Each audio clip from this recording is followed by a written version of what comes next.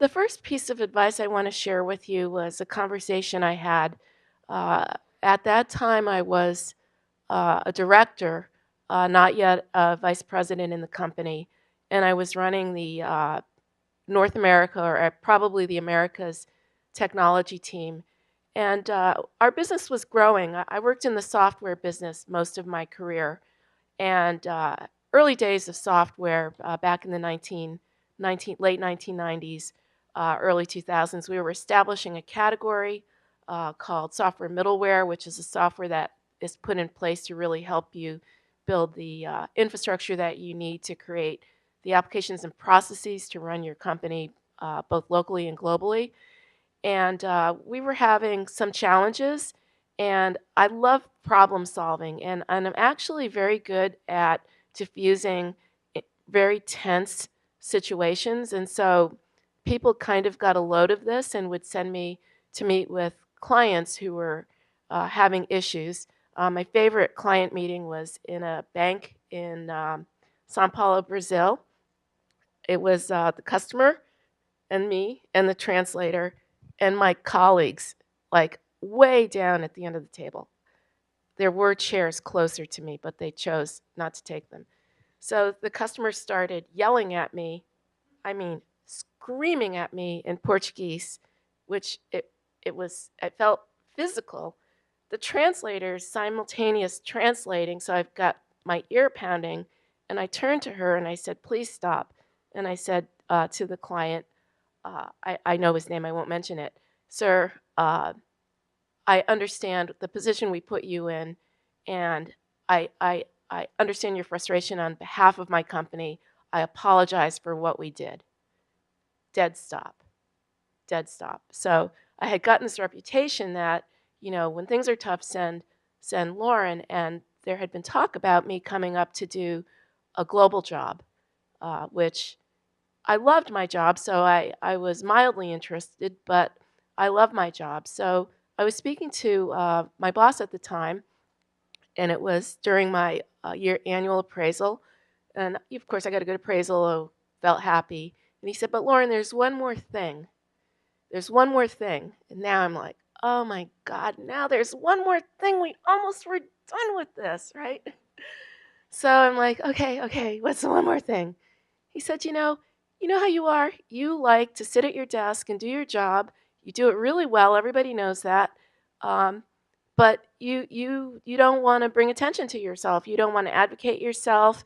You probably find that distasteful, talking about yourself, advocating, watching other people do it. And of course, I took the bait. I'm like, yeah, I don't do that.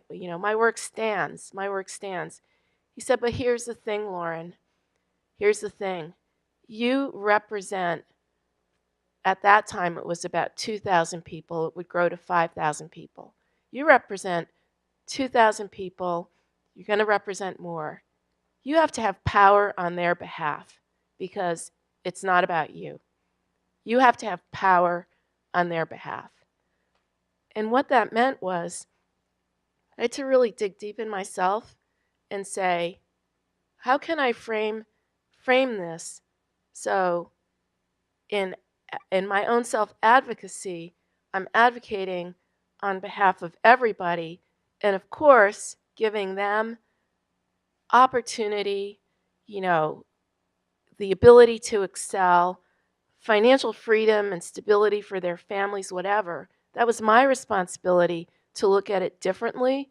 And to understand that I had to embrace power, which is something that a lot of people, particularly women, sometimes shy away from. And by the way, power also involves politics, and I'll come back to politics a little bit later. Uh, I thought really hard about it. And what I was able to do was I was able to reframe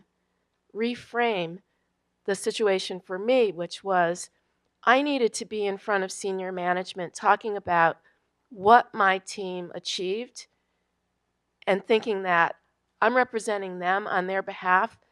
And as I gain power, I can do more on their behalf. It's about them. It's not about me. But I have to be strong and capable and respected and powerful in order to achieve both what I want to achieve, but more what they want, what they need me to achieve. Uh, and that was a great lesson for me. And so I would tell all of you, yeah, you got to do your work. It all starts with you got to do a good job. Uh, nothing, nothing compensates for that. Networking, connections, uh, you know, changing jobs to other places, whatever. If you aren't competent, you're at a dead stop. So you've got to master your technical discipline, particularly those of you who are just starting at the very first, in order for you to even be considered to do anything else. But as you go, you have to also don't be shy about what you're contributing. By the way, I worked with a lot of my male colleagues for probably 20 to 30 years, and I call them my fabulous band of brothers. Uh, I really love them, and they taught me a lot. Some of it they didn't like after they taught me, like how to fight back like they did. But they said, "Well, you're my band of brothers. You taught me." But one thing I learned from them is they asked for what they wanted, and so I'd be in my office, and one day our head of HR, woman I worked with, came. She slammed the door. She said, "Hun, why don't you look up and come down the hall and say, I want this, I want that. I just, heard from A, B, C, and D, but you deserve it too, right?" And so, this whole idea of, yeah, do your work, but don't don't just think I'm going to sit at my desk, I'm going to do my work, everyone's going to notice. At some point, you have to start on self-advocacy in a way that's comfortable for you, and then eventually your advocacy will be on behalf of others. And eventually it'll be your clients, your company, and even your company standing in an industry.